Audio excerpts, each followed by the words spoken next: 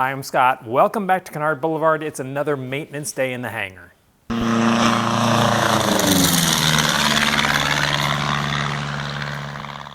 Before I start, I wanted to show you these really cool gloves a friend of mine got me. They're like these thin neoprene gloves. You just strap them on, they go over your fingers, and then they get little lights on there so you can, when you're working on stuff, they don't interfere with your fingers so you can feel and touch and do stuff, but as you're working in a dark area, it lights up what you're working on. How cool is that?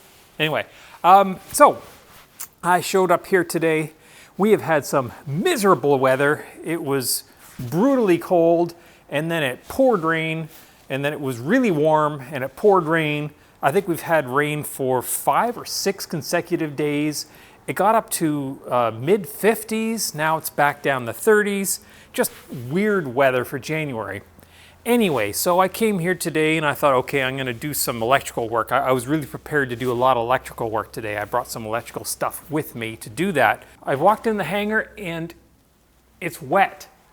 And I thought, oh, the roof is leaked. But I'm looking and I'm like, no, the roof doesn't look like it's leaked. But the airplane is wet. My toolbox is wet.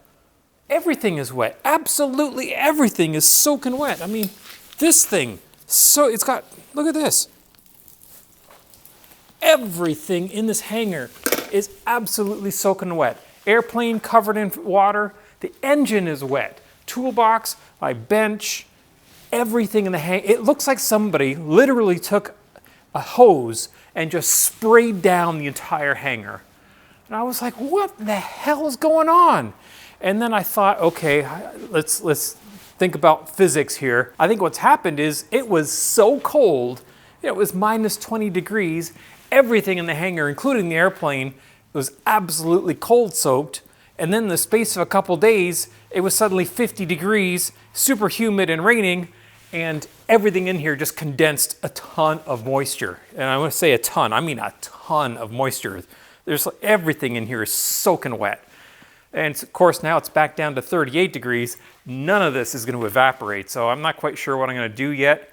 I can't really heat up the hangar because the roof is open to the outside over the next hangar over. So, I mean, any heat I put in here is just going to escape.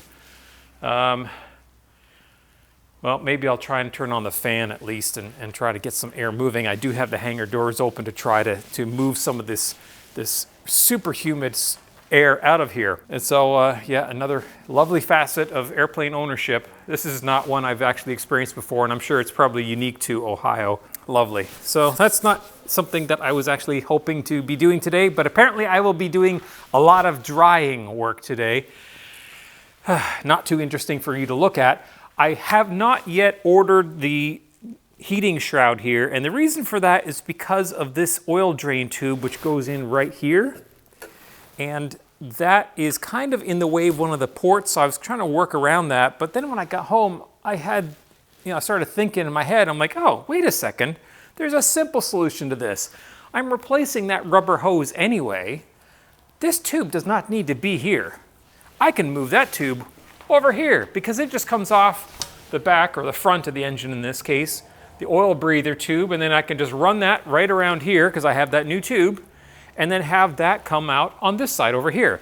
That opens up all this space in here, and I can put the heating shroud ductwork scat tubing right where this tube is currently, and that solves that problem. So that's a nice simple fix. Like I said, I was going to do a bunch of electrical work today. I was going to do some more testing. I may still do that, at least have a look inside the cabin at some things I wanted to have a look at and do some measurements. But apart from that, I think I'm just going to be drying, and more drying. Fortunately, I do have a bunch of towels here that I can use to do that, but first thing first, I need to get this engine as dry as possible, get a fan on here, and try to start drying this stuff out. Eventually. Well, I don't think I'm going to get much else done today. I don't even want to open the canopy because I don't want all this humid air to get inside the canopy because it's pretty much sealed. So the air in there is not this awful fog. We have had dense fog every day now for days. So it's obviously the humidity is incredible, and this is the result. I've dried off the engine as best I can with towels. I've got a little heater underneath it to try to help. I have a fan up on top there that's blowing back and forth. The problem is most of the condensation is on the bottom of the airplane, so I'm going to head home, grab a couple more fans and bring them back, and I'm just going to leave it in here running to try to evaporate all of this. And like I said, I wanted to try and get some electrical work done today, but everything is absolutely saturated. I mean, even like all these electrical connections, the servo for the autopilots, everything is covered in water. I don't dare turn on the power. So until all of this dries out, I guess I'm at a standstill, unfortunately. So until we get some drier air and I can get things dried out and ready to work on again, I guess we're back home to work on the electronics. Eventually. Welcome back. It's a few days later. We've had 10 consecutive days of overcast and rain. Today was the first day where we actually saw sun in 10 days. When we last left you, the hangar and the airplane was soaking wet. So I didn't video the rest of that day, but I'll tell you what I did do. I turned on this fan, and I have a fan here for in the summer, left that running. I also got a fan, ran down to the Home Depot, got this fan here to help dry out the hangar and the airplane. I have a heater running down here. And oh, by the way, if your hangar is not near your home, I would highly suggest you buy an old used motorhome, because you can park it right outside your hangar like this, and you've got a toilet in there, you can wash your hands. If you work over dinner, you got a fridge and you can microwave, and it's just the greatest thing ever because it's like a home away from home and you don't have to go home. You can just stay at your main home, which is your hangar. Anyway, so I used the blower, a high-speed blower, which is off right now, and I used it to blow all the water off the airplane, and boy, was there a lot of water. There was gallons of water all over this airplane. Not on the engine for some reason, mainly on the airframe itself. So once I did that, then I used all the towels that I have in the hangar to dry out what was left, and then I left this fan and this heater running for 6 days, and it's pretty dry in here now. The floor is still a bit damp, but the airplane is bone dry, and if there is condensation that comes in here again, it won't condense on the airplane because I'm going to leave these fans running, because as long as there's air kind of circulating around inside the hangar, it'll stabilize the temperature between the air and the airplane and prevent condensation from forming. So there you go, there's a tip for you. If I'd known that the weather conditions were going to be like they were, I would have turned the fans on ahead of time, but hindsight is 20/20. And I actually hear someone flying today. Look at that. Hasn't been much flying going on out here for some time just because the weather's been so miserable, but hey, there's somebody going. All right, nice to see. So today I'm gonna have a look at the heat muff on the exhaust over here. I'm gonna look a little bit more at some of the electrical items and perhaps look at the nose gear if I have time yet tonight. So let's get to it. So a little while ago when I was feeling up my plane and I had it kneeling down frontwards, I realized there was fuel leaking out of the fuel cap. So I knew the O-rings in here needed to be replaced, and I knew this was pretty stiff and it needs some lubricant as well. So I decided that was a job that we're going to take care of. So to do that, I've got a set of new O-rings and some fuel-safe lubricant, and this stuff is nasty stuff. It won't be dissolved by the fuel, but it's also more suited as a glue, I think, than a lubricant. So now that I've pulled the fuel cap out of there, I'm just going to tape this retention lead around this wrench, because the wrench is too big to fall in the fuel tank, and I don't want to lose that down in there because that would be a bad day. So this is actually pretty loose. That's really loose. This jam nut should be tight up against that. So I'm glad I had a look at this because this is definitely wrong. All right, so this is a jam nut that goes on the end here that holds the thing to keep it from coming apart, coming loose. I'm just going to use this wrench here to hold the tab from rotating as I remove this jam nut. See, this piece here should not be able to turn like that. It's obviously why this was leaking, because it wasn't tight enough to actually seal. So there's the jam nut come off of there. There's a retention strap. And then we unscrew this piece here. And what happens is when you close this, it actually pulls this down and it squeezes this O-ring between these two nylon faces here, which squishes it out and seals the fuel cap against the inlet here. These O-rings wear out, and this one's actually not too bad, but there's absolutely no lubricant left in here anywhere. Don't see too much corrosion. And here's the other O-ring right here. So both of these are involved. This one here is really the one that seals for the fuel from leaking out through the center. This one seals it from leaking out the outside. All right, so I'm going to take this nasty lubricant. This stuff is just awful. It gets on everything, and it's like sticky glue. I probably should wear gloves for this. But I'm just going to lubricate up this plate here and the cam. That's a little too much lubricant, but that'll do. And then I'm going to lubricate this portion here where the O-ring sits. And just to get the O-ring on, I'm going to give a little bit of lube on those threads. And then get my new O-ring out. From Aircraft Spruce, of course. Spent so much money with Aircraft Spruce. And we'll smear some lube on this O-ring and then slip it on. Be careful going over these threads because you don't want to nick or damage the O-ring when it's going over those threads. All right, so that goes like that. This will give a quick brush just to clean it up. Next, I'm going to put a little bit of lubricant on both of the nylon faces here. And lastly, our new Viton O-ring, which also gets its own coat of lubricant. My gosh, this stuff is nasty. It's like the thickest, stickiest crud ever. It feels like glue. All right, so then I'm going to assemble that onto there.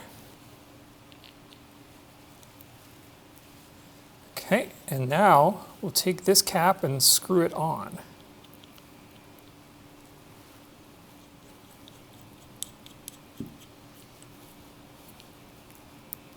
And make sure the O-ring seats properly between the two surfaces, which it has not. So I just want to make sure it's centered. There we go. All right, so next thing we want to do is reinstall the capture line and the jam nut, but we're not going to tighten it at this point. So we'll just put it back on and just snug it up. So now we're not going to lose that retention strap because it's on the cap, it's screwed onto it. So we can take our fail-safe off of here. And now we can test to see how well it fits in. And that's way too loose, so then we'll just tighten it up a bit. Try it again. Nope, still too loose. So it's just a basic, it's trial and error. Once you get there, the difference between too tight and not tight enough is just a tiny bit. See, that's still too loose. You can tell because you can move the cap around when it's latched. You don't want that. So we'll give it quite a bit more.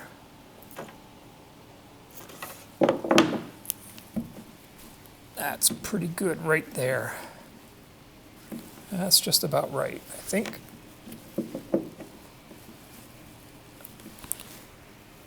Yep, okay, so now that we have it set right, the next thing we want to do is use this jam nut to fix it in that position. So the way I'm going to do that is by using this wrench to hold the top here so it won't rotate. In fact, yeah, because otherwise it's really hard to hold on to, and I just put this towel in here so I don't damage the paint finish on here. So it's just a crescent wrench in there that's holding that tab. And now I'm going to tighten the jam nut, but you don't want to tighten the actual fuel cap itself. So I'm holding it with my fingers to keep it from preventing, and we're just going to turn this jam nut until it snugs up against the cap itself, the adjusting portion of the cap. So that's snug there. So now we can just put this back in here. Like that. Shut. Job's done. Now we've got to go clean up this sticky mess of lubricant that's all over the place.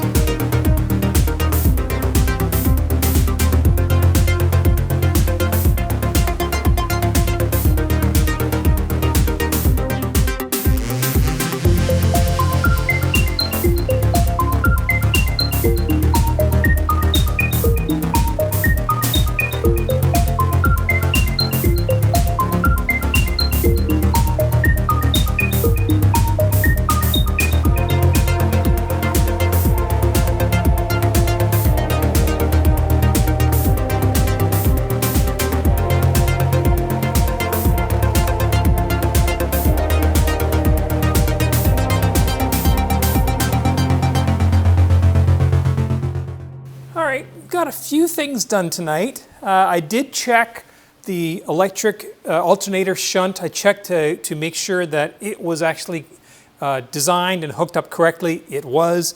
I tested the shunt to make sure it was the correct value, and it was. I tested several other connections within the electrical system. Everything looks good. I do have a high current power supply coming. I believe it arrives tomorrow, and I'm going to bring that out, hook it in, and basically simulate the alternator running with the engine at full speed. And that will run the whole airplane. The airplane will basically have no idea that the engine isn't running. I'll be able to leave it running like that. I can turn all the electric on, all the radios, everything, as high a power draw as I can possibly get it to do. And that way I can leave it sitting for like half hour, an hour, and see if I get that same voltage drop over time that I was seeing in flight. If I don't, then I'm going to say that the problem is the belt, and that a new belt, which I already have, will fix it. If I do see the drop, then that's even better, because then I can trace from the power supply outbound and see where in the electrical system the drop is occurring, and then I can fix it. I did find one issue with the landing lights that I put in, that the landing light annunciator on the G3X is now showing on all the time. It never turns off, and I found out that's because the old landing lights, they had enough of a draw that when they were turned off, they pulled the power down to ground, and then the G3X would see that and it would switch that off. Because that's not there, that means I have to actually switch that line to ground. Not a big deal, because I'm redesigning the relay box anyway. That's just literally an extra wire I can put in there. So I'm glad I found that now. I'll just change my electric design slightly for that. I did pull off the oil breather tube. I got rid of the old rubber one, tossed it, and I guess I should seal that up because it's open into the engine. I will do that before I go. I got the new one onto the drain pipe about 3/4 of an inch. I need another inch, and I mean, it's too cold in here. I think I need to heat up this rubber so that it expands easier. I'm going to take this home and finish it at home where I can actually heat this thing up in a controlled environment. Then I'll come back, stick it back on here, and run it out here. I also need to cut a hole in the baffling down here for this drain pipe to come through. I thought I had I have these little tools that actually let you nibble away at the sheet metal of the baffling, and I have two of them, and I thought I had one at home and one here, but I can't find the one here, so maybe I didn't actually bring it here after all. So I need that in order to cut out a place for this pipe to feed through, so that's not yet done either. I did adjust the G3X so that it's seeing my emergency backup battery and monitoring that. That's good. And I did check the landing gear, the nose wheel. So I do have plans that's probably going to be in the next week or two that's going to come off, and we're going to start working on the nose wheel. I'm going to leave the fans running. I'm going to leave the heats running, and I think that's it. I did the gas caps, electric, this. I did measure the heat shroud for the exhaust pipe, so now I know exactly what to order for that. I'll call that guy tomorrow and we'll get that ordered so that I can finish up all the heat duct work and all that work. And that's it, I guess, for this video. I know this is not the most thrilling stuff, but it seems like quite a few of you like seeing this maintenance stuff, so I thought I'd bring you along on this journey. There's still quite a bit to go. The nose gear itself it's going to be a lot of work, but I'm really expecting and hoping that by the end of February, airplane will be ready to fly. So I'm giving myself 4 weeks to get this done. I don't know if that's realistic or not, but I sure am going to try. If you do like what you saw here, click like, subscribe. It really helps me out. I really, really appreciate when you do that. It helps grow the channel so much. That's it for this video. We'll see you soon.